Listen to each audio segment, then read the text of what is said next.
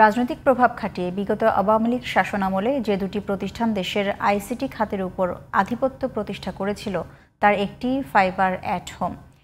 নিয়ন্ত্রক সংস্থা বিটিআরসির অনুমোদন ছাড়াই জালিয়াতি করে ভুয়া প্রকল্পের মাধ্যমে প্রতিষ্ঠানটি হাতিয়ে নেয় বিপুল অর্থ। ভিন্ন ভিন্ন নেটওয়ার্ক তৈরি করে অবৈধ লাইসেন্সবিহীন বিভিন্ন ব্যক্তি ও প্রতিষ্ঠানকে গোপনে আইএসপি ব্যবসার সুযোগ করে দেয় ফাইবার অ্যাট হোম। মহসিন কবিরের ৩ পর্বের ধারাবাহিকের আজ দেখুন প্রথম পর্ব। ২০০৮ সালে কোম্পানি প্রতিষ্ঠার পর ওই বছরের সেপ্টেম্বরে এনটিটিএন লাইসেন্স গ্রহণের মাধ্যমে ইন্টারনেট ব্যবসায় নাম লেখায় ফাইবার অ্যাট হোম।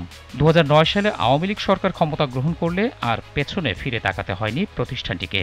রাতারাতি বিস্তৃত হতে থাকে তাদের ব্যবসা।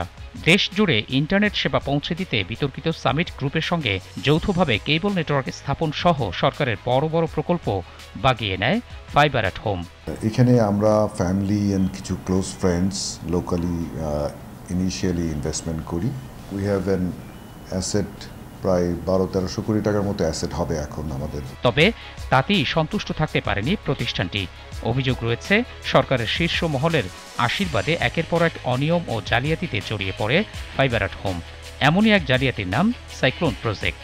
২০২৩ সালের অক্টোবরে নিয়ন্ত্রক সংস্থা বিটিআরসির অনুসন্ধানে যশোরে Sheikh Hasina software technology park থেকে পরিচালিত এই প্রজেক্টের সন্ধান মেলে। অনুসন্ধানে অন্তত ১৭টি অনিয়মের তথ্য উঠে আসে।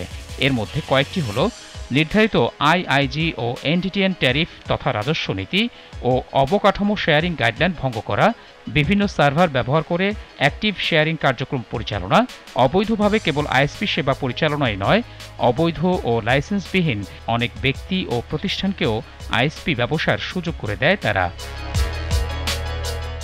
তবে জালিয়াতির সবচেয়ে বড় দিক হল এই প্রজেক্টে আইএসপি প্রতিষ্ঠানগুলো গ্রাহকের কাছ থেকে কী পরিমাণ অর্থ আদায় করেছে তার কোনো সঠিক তথ্য কিংবা পরস্পর রেভিনিউ শেয়ারিংয়ের কোনো তথ্য পাওয়া যায়নি।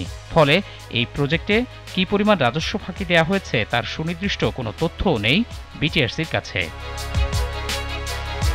এত বিপুল জালিয়াতির সন্ধান মিললেও রহস্যজনক কারণে বিটিআরসির তৎকালীন চেয়ারম্যান শ্যাম সুন্দরের নেতৃত্বাধীন সংস্থা প্রতিষ্ঠানটিকে প্রজেক্টের কার্যক্রম বন্ধের নির্দেশ এবং ৫ লাখ টাকা জরিমানা করেই দায় সারে।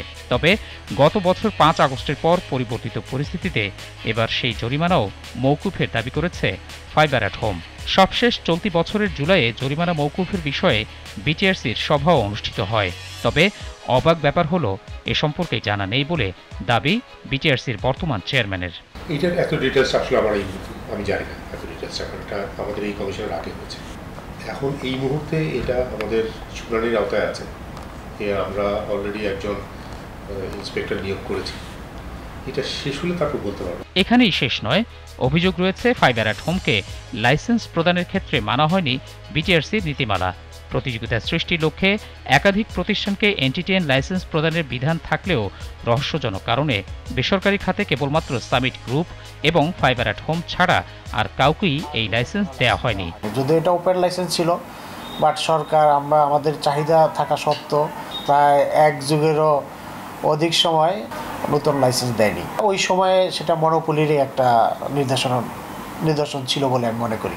অনুসন্ধানে জানা গেছে বিটিআরসির তৎকালীন ঊর্ধ্বতন কিছু কর্মকর্তা ও সরকারের সংশ্লিষ্ট মহলের যোগসাজশে সামিট কমিউনিকেশন এবং ফাইবার অ্যাট হোমকে বিশেষ সুবিধা প্রদান করা হয়। ফলে দেশের আইসিটি খাতে আধিপত্য বিস্তারে সক্ষম হয় প্রতিষ্ঠানটি। তবে এসব অভিযোগ অস্বীকার করেন ফাইবার অ্যাট হোমের কর্ণধার। আমাদেরকে লেভেলিং করার চেষ্টা করতেছে কেউ কেউ, এটা স্বাভাবিক।